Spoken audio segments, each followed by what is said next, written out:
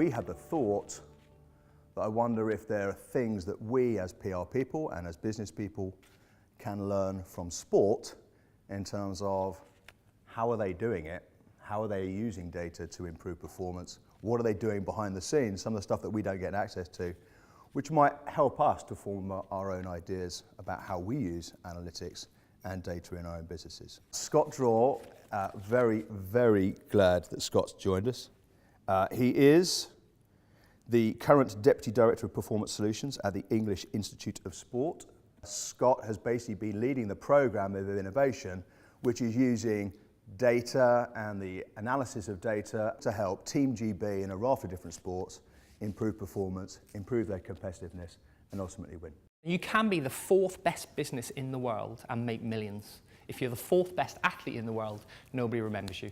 And in many cases, if I asked you who comes second in the men's 100-metre sprint in London 2012, none of you would be able to remember. I'm sure you can say who comes first, but that's the type of business that we're in. There is no margin for not achieving to that podium status. Reliance on data now is significant in sport.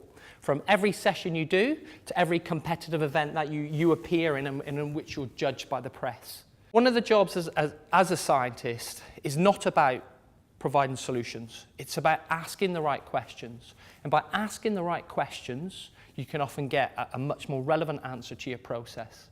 And therefore, your data collection is much more informed. One of our big challenges which you often face is because people collect lots of data, they just want to go fishing. And there's nothing wrong with going fishing. Let's just look to see if we get some trends, some insights and understanding. But actually, you can waste a lot of time in that space unless you're a bit more targeted. Never underrate observation. People talk about gut feel. But here's again a quote that came out recently. If ever you read Alex Ferguson's review in Harvard Business Review, which I recommend this week, which is just a bit of his blueprint for success, he talks about observation as a manager.